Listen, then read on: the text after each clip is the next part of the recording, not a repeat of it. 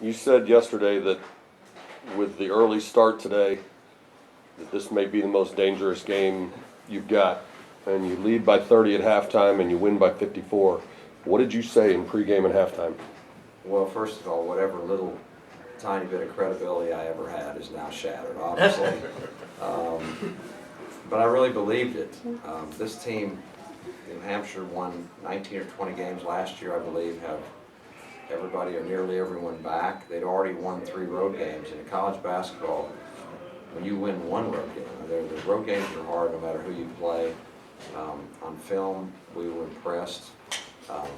The team you saw, because of our play defensively, is not really the team that they are. So this was a tremendous effort, I thought, on our guys' part. And to answer your question, I was just going overboard the last couple days trying to make our guys understand that if they don't respect this team, it is going to be a real struggle. And I was worried because, you have a tough rival, road game, Big 12 games, and then you have a national game against Michigan on Tuesday, and sandwiched between that is a noon game against a team that is better than the name. And in our parts, we don't know much about them, our guys. But when you start watching them on film and understand how well they're coached, I thought it was dangerous. But our defense the first half was the best 20 minutes of defense I think that we've played the entire year. I was really proud of our guys. Coach, can you talk about the three-point shooting, how well was, especially Keith did? Yeah, I decided to start working with the three. No, I'm kidding. I'm kidding. No, shooting, comes and goes. No one can shoot great every night. But I'll tell you this: it's much more fun to coach. It's much more fun to play, and it's certainly much more fun to watch when guys are shooting the ball. But it's no secret, Keith is an outstanding shooter. Nick Moore is an outstanding shooter. He's shown that over time. But it was good to see Shake Milton, who is also an outstanding shooter, kind of cut loose, get more shots, get aggressive. We've been encouraging that a lot lately because I think that just makes us even stronger offensively. And he is that weapon. This is no accident. He had 50 in high school once or twice. I mean, he's capable of those kinds of things, and you could see his talent tonight. So I'm excited that he had a breakout game. I know that'll give him confidence. We've had a number of guys. How many guys have we had this year that have either had 15 to 20 points? And those are the best kinds of teams because now your opponent can't load up on any one or two guys. So we have a lot of weapons, and when we play unselfishly like we have all year, but again, 23 assists, 33 baskets, guys on the bench. In the first half, every time we'd have a timeout, they're like, let's run something else for Keith. This is the players. I didn't have to. So then I say, well, all right, let's run this. But I'm just saying their attitude is such that they want to go to the hot guy, and that's a fun group when you have guys like that. That's a lot of fun. He didn't make a shot the other night against TCU, and then for a while it looked like he couldn't miss tonight. What did you do in between TCU and today? Did you leave him alone and let him sort it out? Did you work with him? No, I'm a believer. One of the worst things you can do is, for me, is make a big thing of a bad shooting night. No great shooter shoots great every night. Curry doesn't shoot great every night. He almost does.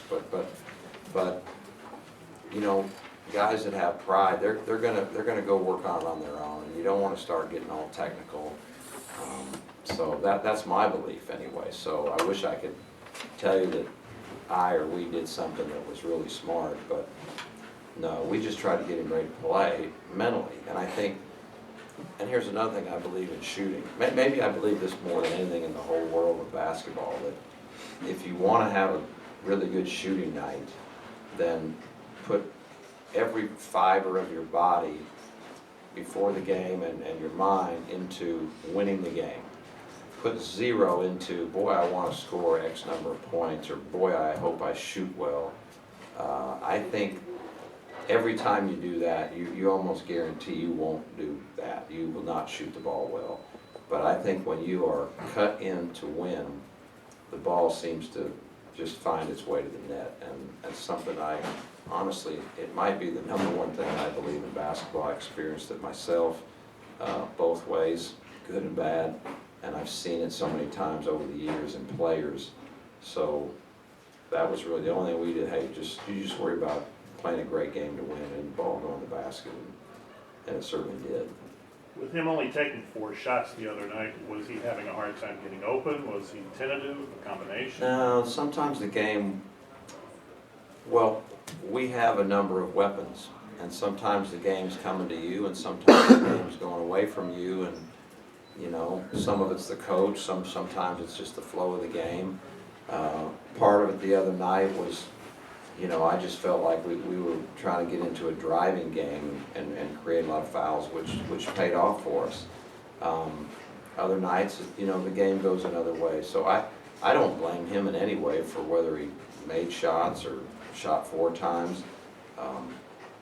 We don't want anybody on our team to feel like they're supposed to shoot X number of shots and supposed to score X number of points. I think if we ever get into that, that's going to defeat everything we're trying to stand for, which is we are freely sharing the ball, and the ball will find its way to the open man and the hot hand. And when you have that kind of a mindset, I think you're a better offensive team. I think you're tougher to prepare for. Against TCU, you had Jordan Tolbert starting at forward, even after Ben Moore came back from his suspension. But you put Ben back in the starting lineup. What was the reason for that move? Matchups. You know, their leading scorer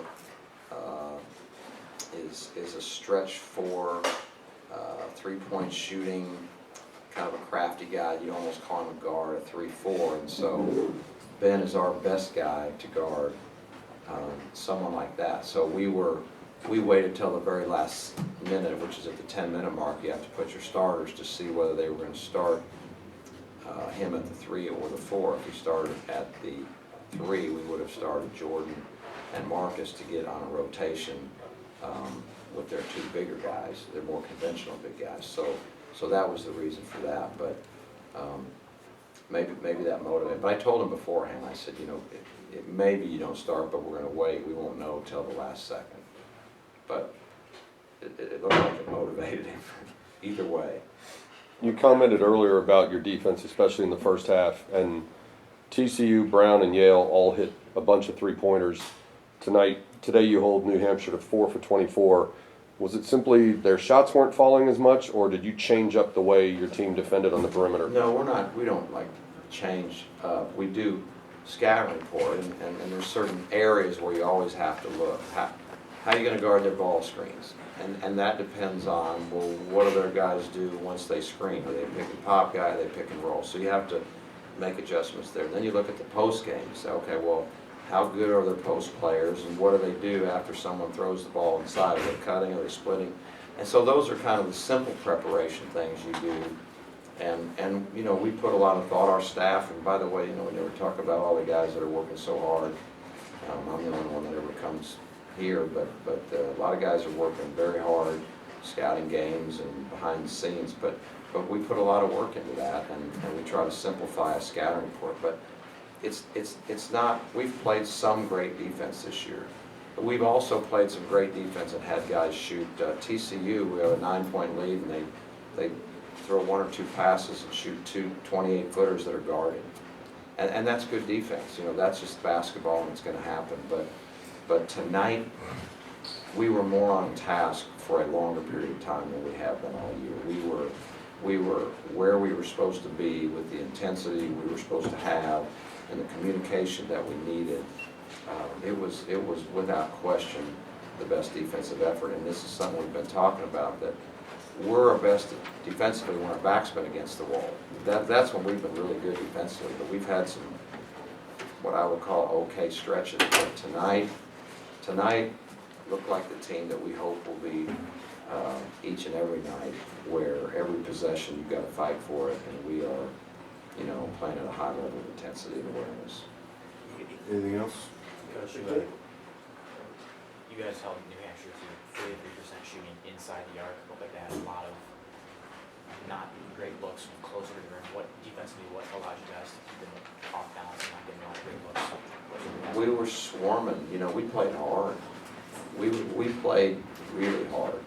And we always play hard, but we played really, really hard. And again, I go back to, you're talking about, you know, the trap game. Hey, we talked a lot about what kind of energy, what kind of intensity, what kind of commitment, real commitment, not just, you know, we're guarding, we're gonna, you know, hopefully score enough points to win, that kind of mentality. We don't want that mentality. We need the mentality that you're not gonna score enough points to win, you know, from the start. And I thought I saw a different look. I hope we see it Tuesday, and I hope we see it the rest of the year, for sure. The game was out of reach for the entire second half. Was there a reason you stuck with your starters for so long? Well, I mean, I don't know how long I stuck with them. I was trying to get everybody playing time, so it's kind of difficult in that. And, you know, at the same time, we're not just playing for today's game. You know, we're trying to get better. So I certainly don't want to punish guys that are playing great and say, well, you're only going to play 14 minutes tonight. So honestly, I don't know exactly how many minutes. Well, I guess I could look. I could look it up. 25, 26, 23, 30, 25, 26, 17, 22. Those are the guys. So that's what we tried to do. It's just, you know, but I definitely would never want to punish guys for playing great.